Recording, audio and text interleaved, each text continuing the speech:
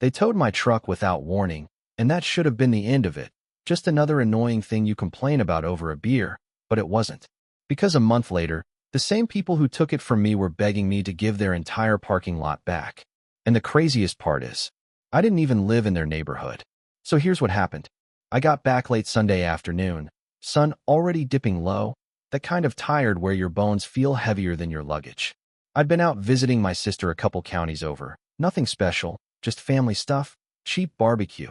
Too much talking, and all I wanted was to pull into my driveway, crack a cold one, and not hear another human voice for a few hours. But when I turned onto my dirt road, something felt off before I even fully registered it. You ever have that? Like your brain notices something missing before you consciously see it. My truck wasn't there. Now, I don't mean I parked it somewhere else, or maybe I forgot. No, I mean the exact spot where it had sat for years, right along the edge of my gravel drive, just parallel to that fancy gated community next door, was empty. Clean empty. I slowed the car down, like somehow driving slower would make it reappear. Then I actually stopped, just sat there with the engine running, staring at that patch of dirt like it owed me an explanation. And that's when I saw it. Bright yellow. A laminated notice, zip-tied to a little wooden stake like some kind of passive-aggressive trophy. I stepped out, boots crunching on gravel, already feeling that slow burn start in my chest, pulled the paper free and read it once, then again, like maybe the words would rearrange themselves into something that made sense. Unauthorized vehicle removed per community guidelines. Unauthorized. I actually laughed when I read that, not because it was funny, but because it was so absurd my brain didn't know what else to do. Unauthorized on my own damn land. See, my place sits just outside the boundary of this HOA-run neighborhood, Briar Glen Estates. Big gates, trimmed hedges, the kind of place where even the mailboxes look like they have a dress code. My property's older, been in my family for decades. 2 acres of uneven dirt and stubborn weeds. Nothing pretty, but it's mine. Always has been. And my truck, this old beat-up Silverado, had been parked in the same spot for years. Yeah, it wasn't pretty, rust creeping along the edges, mismatched paint on the door, but it ran, and more than that, it meant something. That truck was the last thing my dad and I worked on together before he passed. I can still see him leaning over the hood, wiping his hands on that same oil-stained rag he used for everything, muttering about how they don't make engines like they used to. We spent months bringing that thing back from the dead, piece by piece, late nights, busted knuckles, cheap beer, the kind of work that sticks to you long after it's done. So yeah, it wasn't just a truck. And now it was gone.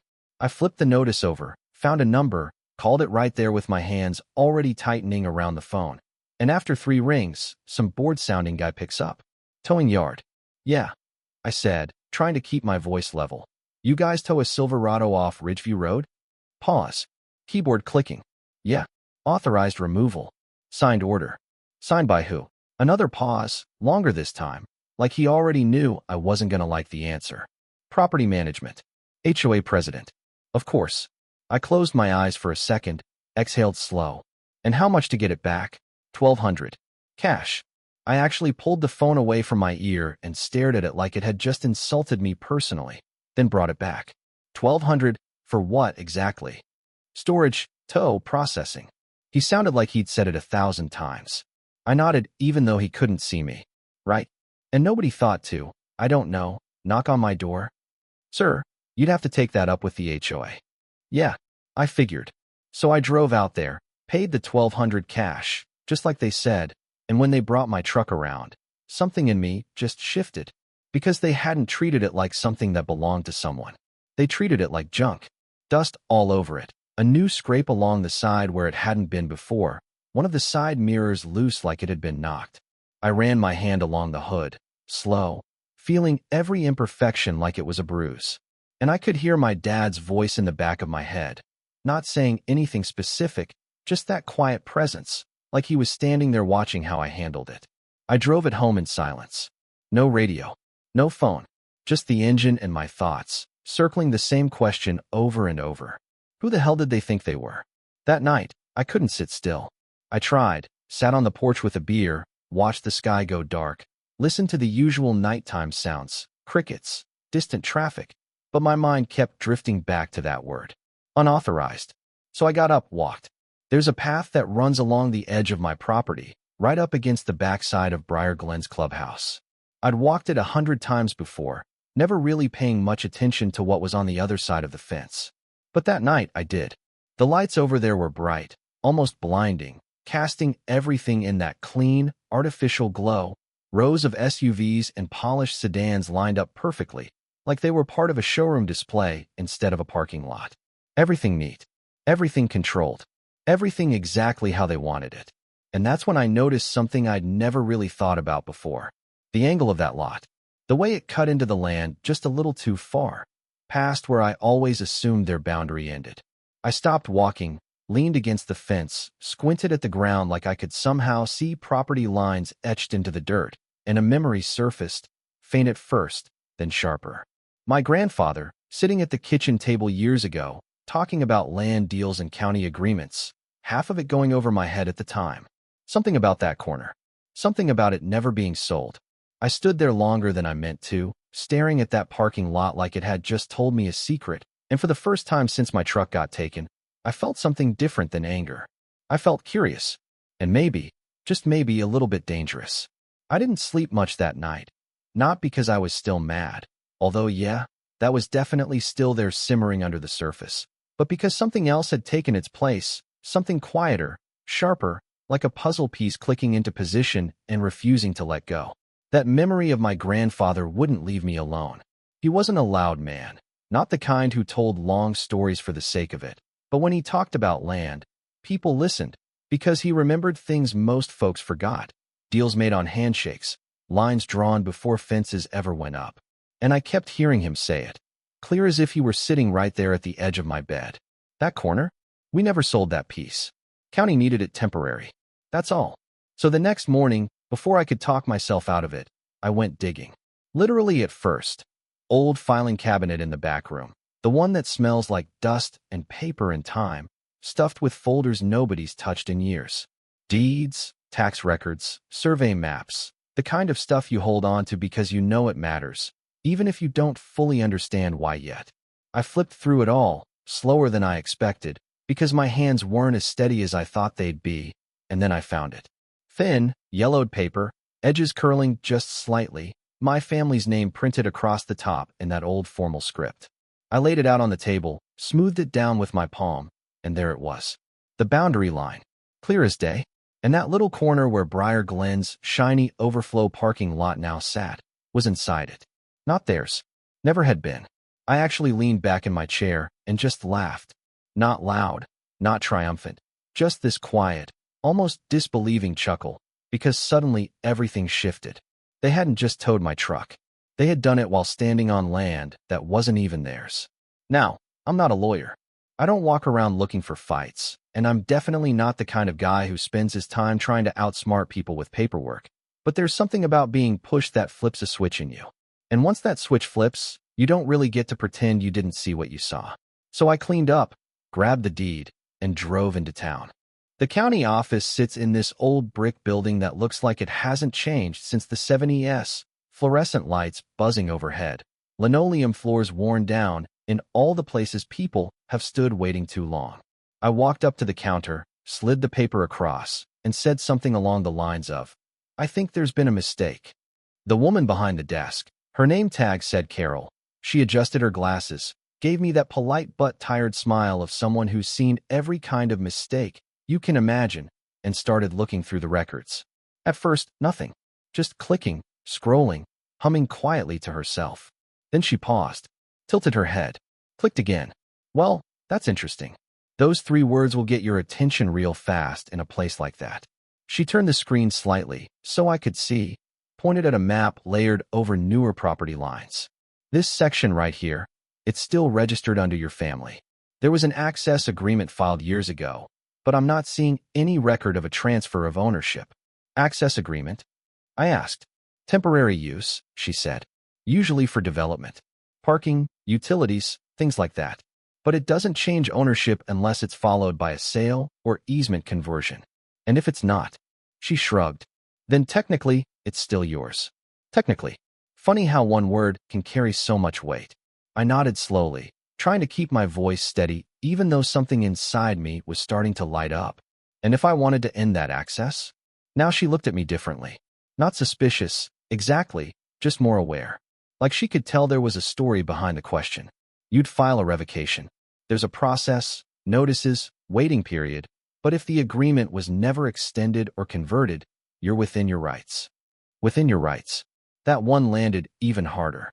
I thanked her, took the paperwork she printed out, and walked back to my truck feeling like the ground under me had shifted just enough to matter. Not dramatically, not in some cinematic way, just enough that I knew things weren't going to go back to how they were.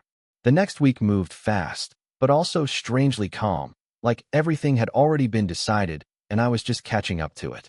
I filed the paperwork, signed what needed signing, paid a few small fees that felt almost insulting compared to that $1,200 I'd handed over, and then I waited. 30 days. That's what they told me. 30 days for the revocation to process, for notices to be sent, for whatever legal gears needed to turn behind the scenes to do their thing. And during that time, I kept going about my life, fixing things around the property, running errands, even taking the truck out a couple times just to hear it run right. But every so often, I'd catch myself looking over toward that parking lot. Watching, not in an obsessive way, just aware. Because now I knew something they didn't. And that changes how you see people. I started noticing little things I'd ignored before. The way the HOA board members carried themselves when they walked around the clubhouse. Like everything within those gates existed because they allowed it to. The way they glanced toward my property sometimes. Quick looks, like they didn't quite approve of what they saw, but didn't want to say it out loud. One afternoon, I actually ran into one of them. Not the president, not yet, but a guy named Stuart, always dressed like he was heading to a golf tournament even when he was just checking his mail. He stopped near the fence, looked at my truck, then at me. "You might want to clean that thing up," he said, casual tone, but there was something underneath it. "It's kind of an eyesore from this side." I leaned against the fence, took a sip from my coffee, let the silence stretch just a little longer than comfortable. "Funny," I said finally. "I was thinking the same thing about that parking lot." He frowned, didn't quite know what to do with that, gave a short laugh like he thought I was joking, then walked off. I watched him go, and for the first time, I didn't feel annoyed. I felt patient, because I knew something was coming. Day 30 came and went without any kind of dramatic announcement, no phone call, no letter marked urgent, just a simple confirmation from the county that the revocation had been approved. Clean. Legal. Done. I read it twice, just to be sure. Then I folded it carefully, slid it back into the same folder as the original deed, and sat there for a minute, letting it sink in. This wasn't about the $1,200 anymore. It wasn't even just about the truck. It was about the way they had looked at my place, my things, like they were disposable. Like I was. And now I had a choice. I could ignore it. Let them keep using that land like they always had, pretend none of this mattered, go back to sitting on my porch, minding my own business. Or I could remind them exactly where they were standing. Friday came around faster than I expected. I waited until evening, just like I'd planned, watched as the last of the cars cleared out from that overflow lot, people heading home, lights in the clubhouse dimming one by one. The place looked peaceful, almost innocent, like it had no idea what was about to happen. I made a couple calls earlier that week. Nothing complicated, just a local crew that does fencing and quick installs, guys who don't ask too many questions as long as the paperwork checks out. By the time they pulled in, the sky was already turning that deep blue right before full dark. "You sure about this?" one of them asked, glancing over at the lot, then back at me. I handed him the paperwork. "I'm sure." He looked it over, nodded once, and that was it. No drama, just work. Posts went in first, the sound of metal hitting dirt echoing sharper in the quiet.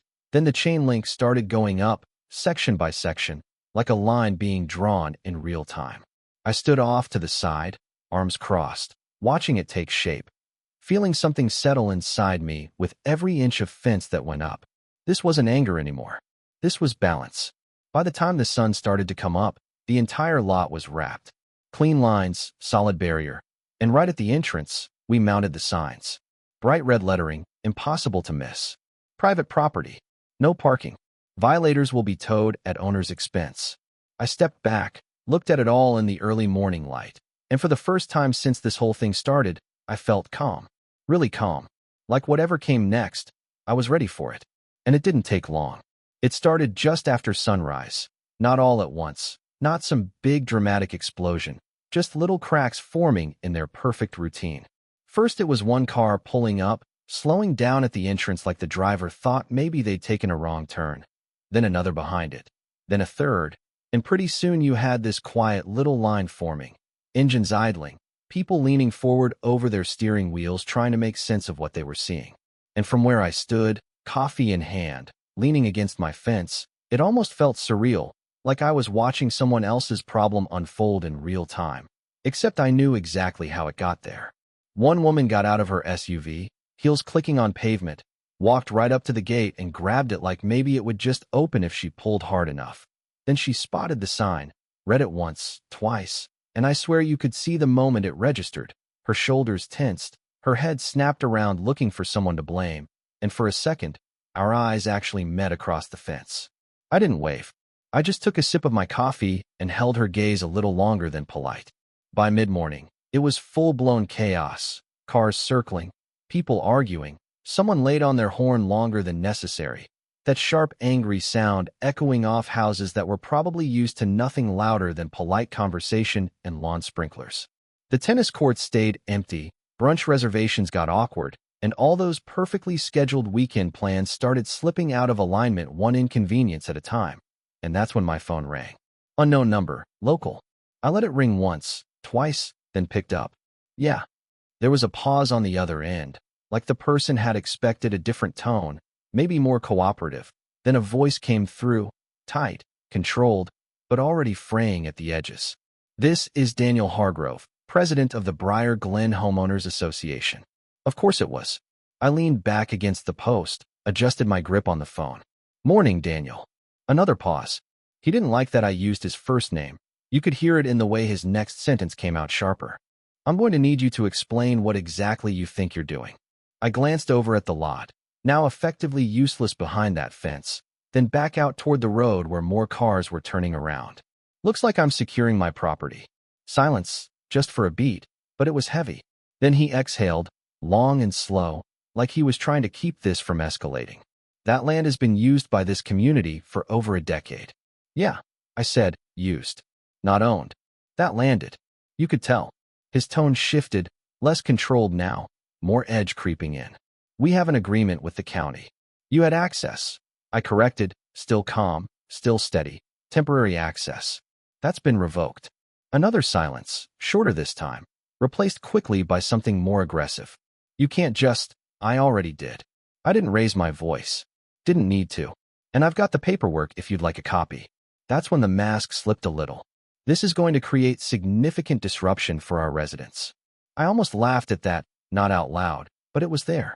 Yeah, I said, funny how that works.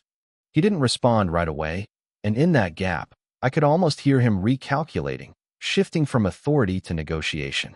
What is it you want? There it was. Straight to it. No more pretending this was about rules or community standards. I looked down at the gravel near my boots, scuffed it lightly with the toe, then back up at the fence. Well, let's start with $1,200. He hesitated. Excuse me. That's what it cost me to get my truck back. The one your HOA had towed off my land without warning. Silence again, longer this time. He knew exactly what I was talking about. That action was taken in accordance with community guidelines, he said, but there was less conviction in it now. You don't get to enforce community guidelines on property that isn't yours. I replied, and this time there was just a hint of steel in my voice. So yeah, $1,200 to start. And then we can talk about the rest. The rest. Damages. Inconvenience. You tell me. Daniel, what's it worth to you to have your parking lot back? That did it. The conversation shifted fully after that. No more posturing, just numbers and pressure. They tried the usual angles first. Lawyers, timelines, vague threats about reviewing legal options. But every time they pushed, I pushed back harder, not louder, just clearer. I had the deed. I had the county approval. And most importantly, I had time. They didn't. By the end of the week, the tone of those calls changed completely. Softer, faster, less pride, more urgency. The residents were complaining, events were getting disrupted, and suddenly that little piece of land they'd taken for granted turned out to be a lot more important than they'd ever admitted. The final call came late Friday afternoon. Daniel again. But this time, he didn't waste a second. were prepared to offer $10,000 in compensation in exchange for restoring access to the lot. I let that sit for a moment, not because I needed time to think, but because I wanted him to feel it. 10,000, I repeated. Correct. I nodded to myself, even though he couldn't see it. That covers the tow, I said slowly. The damage, and the fact that your people stepped onto my property like they owned it. Yes. Another pause. And in addition, he added quickly, we'd like to discuss a long-term lease arrangement for continued use of the space. There it was, the part they really cared about. I looked out at the lot again, imagined it full of their cars, their routines, their sense of control. Then I looked back at my truck, sitting right where it belonged, dust and all. No, I said. Just that. Simple. Final. He blinked on the other end of the line. I could practically hear it. No. No lease, I repeated. You get your access back long enough to clear things out. After that, it's mine. The silence that followed wasn't anger this time. It was acceptance. Reluctant, but real. Understood, he said quietly. The check came the next morning. $10,000, clean and official, handed over with none of the confidence they'd had when this whole thing started. I took it, nodded once, and that was that. No handshake. No apology. Just business, finally treated like it should have been from the beginning. I gave them a short window to clear the lot. Watched as car after car disappeared. That perfect arrangement unraveling piece by piece until all that was left was empty pavement and a fence that wasn't going anywhere. And then I changed it. Not back to how it was, not even close. I had the crew come in again, tear up part of the asphalt, lay down gravel, widen the entrance on my side. Made it mine in a way that couldn't be mistaken. Now my truck sits there, not hidden off to the edge, not tucked away like something to be embarrassed about. Right out in the open, where anyone driving by can see it. Sometimes I park my trailer there too, maybe leave a couple tools out longer than I need to. Just enough to remind people that not everything has to look perfect to have value. And every now and then, I'll catch one of those HOA board members driving past a little slower than usual, eyes flicking over, taking in what used to be theirs, or at least what they thought was. They don't say anything anymore. They just keep driving. And me? I go back to my porch, crack open a beer, and let the quiet settle in again. Only now it feels different. Not because I won, not really, but because I stopped letting someone else decide what mattered on land that was never theirs to begin with. So here's the thing I keep coming back to. Was it too much? Maybe. Some people would say I could have just asked for an apology, taken the $1,200, let it go. And yeah, maybe that would have been easier. Cleaner. But then again, if someone crosses a line and nobody ever pushes back, what's to stop them from doing it again? I don't know. That's the part one still turn over in my head sometimes. Usually late at night, when everything's quiet and there's nothing to distract you from your own thoughts. So I'm curious what you think. Was this justice, or just revenge dressed up to feel justified? Would you have done the same thing, or handled it differently? Let me know in the comments. I read more of them than you'd think, and I'm genuinely interested where people land on this one.